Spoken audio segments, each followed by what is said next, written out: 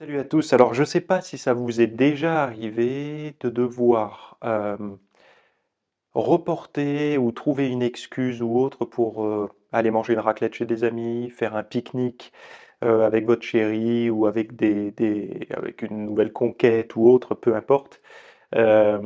Pourquoi? Parce que vous n'arriviez pas à vous projeter en train de manger, je ne sais pas, du fromage, du pain, un verre de vin, etc., sans être anxieux d'avoir des problèmes de digestion.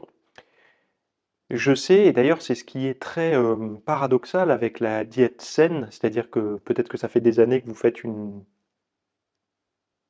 approche alimentaire, on va dire, plutôt orientée ou paléo, ou méditerranéenne, ou cétogène, ou peu importe le rythme que vous avez emprunté, et vous vous rendez compte que lorsque vous êtes invité chez des gens ou que vous mangez des choses qui sortent des clous, par exemple si vous allez au resto, ou comme je disais tout à l'heure, l'exemple du pique-nique, c'est bien parce que le pique-nique, c'est souvent du pain, de la charcuterie, du beurre, du pâté, des chips, puis un verre d'alcool ou alors un verre de jus de fruits ou autre, avec en dessert une salade de fruits ou des gâteaux, des choses comme ça. Et c'est vrai que c'est plutôt des choses qu'on n'a pas l'habitude de manger quand on fait attention à son alimentation et à sa santé. Et ben, moi, personnellement, j'ai vécu ce genre de situation et bah, j'avais plusieurs solutions. Soit je préparais, parce qu'en général, quand on fait un pique-nique, soit, enfin entre amis, je parle, hein, soit chacun ramène un petit peu, soit, comment dire, chacun ramène son pique-nique, soit chacun ramène un truc pour le pique-nique pour tout le monde. Donc certains vont s'occuper de la salade, d'autres du pain, d'autres des desserts. Enfin bon, bref, vous avez compris. Et c'est vrai que, il pouvait y avoir une certaine forme d'anxiété par rapport à ça. Je l'avais aussi vécu par le passé avec, tout ce qui est repas d'hiver, notamment les tartiflettes et les raclettes. Je me souviens qu'il y a même une fois, j'y étais allé avec mon propre fromage sans lactose, pour pas être, bah, on va dire gêné ou dérangé durant la soirée. Bon, ça, c'est des choses qui remontent à pratiquement une dizaine d'années maintenant, donc c'est loin derrière moi. J'ai plus ces problèmes, hein. Je vais d'ailleurs vous montrer comment vous pouvez vous en passer vous aussi. Et la problématique, en fait, c'est que cette anxiété d'anticipation va avoir des effets réels sur le corps également. Et ben, pourquoi j'avais envie de faire ce cours? Parce que quand vous discutez un petit peu autour de vous, vous entendez des gens qui disaient: «Mais avant, on se prenait pas la tête comme ça, avant on digérait mieux, avant on n'avait pas, comment dire, des problématiques comme ça de ventre qui tourbillonnent, parce qu'on est allé manger quelque chose d'un peu trop gras». Et ben oui, c'est vrai, vous avez tout à fait raison, avant on n'avait pas ces problématiques-là. Alors la première chose à savoir, c'est déjà au niveau du stress, depuis le XXe siècle, donc depuis le siècle dernier, le stress n'a fait qu'augmenter. Donc la pression de la vie sur les épaules de l'humain n'a fait que s'augmenter. Alors c'est pas la même pression qu'avant, parce que vous allez me dire, mais avant la vie était dure aussi, il y avait la guerre et tout ça, oui, d'accord, mais je parle en temps hors guerre. La pression aujourd'hui est plus importante, souci de performance, et puis il y a de la distraction permanente, on est toujours en train de faire quelque chose, ne rien faire et passer à côté de sa vie, en gros, pour beaucoup de personnes. Donc il y a ce stress permanent. Deuxième chose qui s'est additionnée, le temps passé à table est moins long. C'est-à-dire que on va passer plus de temps à faire autre chose qu'à manger. En tout cas, quand on va manger plus de calories qu'avant, mais dans un temps plus court. Donc on va forcément manger beaucoup plus vite. Donc ces deux choses-là, déjà, vont faire que la digestion, elle va pas être top, hein. Pourquoi? Parce qu'en fait, quand vous subissez du stress, on va détailler plus loin, mais en gros, vous sécrétez de l'adrénaline et du cortisol, hein, pour schématiser. Il n'y a pas que ça, mais je fais un schéma.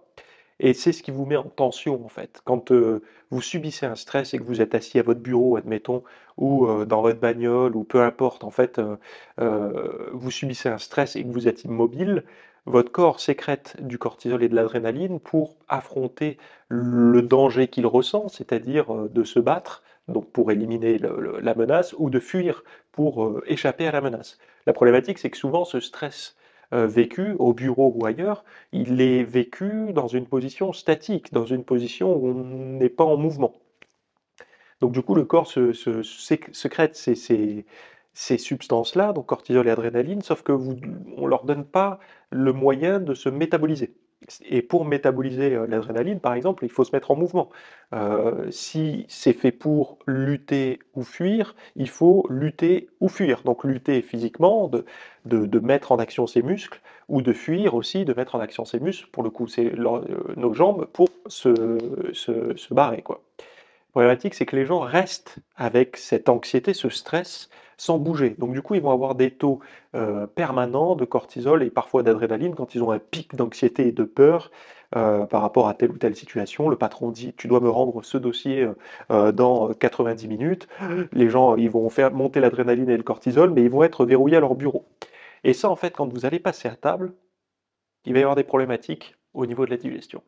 Et on va voir comment on peut essayer de minimiser ça pour justement apporter une meilleure digestion pour les personnes justement qui ont du mal avec ça. Donc tous les problèmes de ballonnement, de diarrhée, de constipation et tous les problèmes d'anxiété et d'angoisse, par exemple d'aller au restaurant, manger une tartiflette, un fast-food, ou d'être invité tout simplement chez le voisin à manger une pizza, euh, ça, logiquement, après avoir vu ça, vous pourrez le laisser derrière vous, sans sortir de votre diète, hein. Je ne vous dis pas de revenir à manger n'importe quoi, mais juste, vous allez pouvoir manger de nouveau ces choses-là sans problème.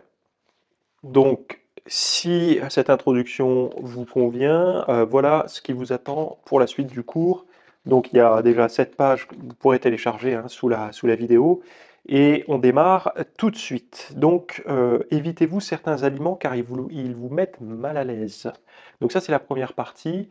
Moi, personnellement, il y a quelques aliments qui pourraient me mettre mal à l'aise. Typiquement, moi j'ai une difficulté et encore une anxiété. J'ai réduit les anxiétés par rapport aux aliments, c'est-à-dire que avant, je vais vous dire clairement, il y avait tous les produits contenant du gluten, tous les produits contenant du lactose, certaines et pas mal de légumineuses, les champignons, le boudin noir. Voilà, ça c'était les choses qui me faisaient vraiment.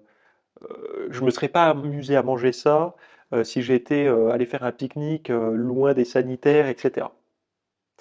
Aujourd'hui, sur tout ça, il m'en reste deux. Et je pense que ces deux-là sont des intolérances quasi réelles. Premier, les champignons de Paris. Et de Paris simplement, pas les autres. Alors ça, je peux vous garantir que 1 heure après le repas, j'ai l'impression d'avoir un râteau dans les intestins. Le deuxième aliment que je suis incapable de digérer correctement, c'est le boudin noir. Alors le boudin noir, c'est pareil, directement, ça passe de la bouche à la porcelaine. C'est insupportable et du coup, j'en reste à l'écart. Mais c'est pas grand-chose, c'est deux sur tout le panel des aliments. Mais avant, je vous garantis que euh, interdiction de manger de la glace, de la crème, du fromage blanc.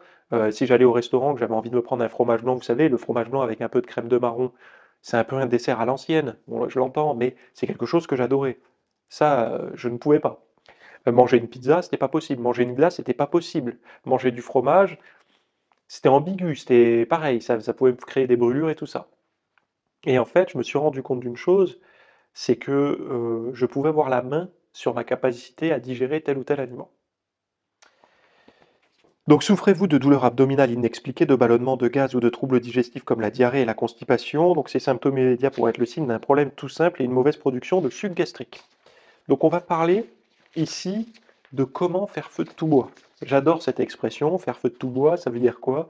Je vous en ai déjà parlé régulièrement dans pas mal de vidéos, mais faire feu de tout bois, c'est typiquement d'être... Alors, je crois que ça vient, je ne sais plus de quelle époque, mais c'était durant la guerre, quand les soldats n'avaient plus de flèches à mettre à leur arc. Je crois qu'ils allaient tailler des flèches dans n'importe quel bois pour faire feu de tout bois, en gros. Là, c'est un petit peu la même chose, sauf que c'est avec l'alimentation. C'est-à-dire d'être capable de, de convertir en énergie, donc c'est-à-dire que l'alimentation, ce qu'on mange, on la convertit en énergie après. Enfin, c'est de l'énergie qu'on arrive à libérer de sa structure, parce que où elle est encapsulée dans les aliments, on arrive à la libérer pour en faire quelque chose au niveau métabolique. Eh bien, de faire feu de tout bois, c'est d'être capable en fonction de n'importe quel aliment, d'en tirer l'énergie nécessaire et d'être productif grâce à ça.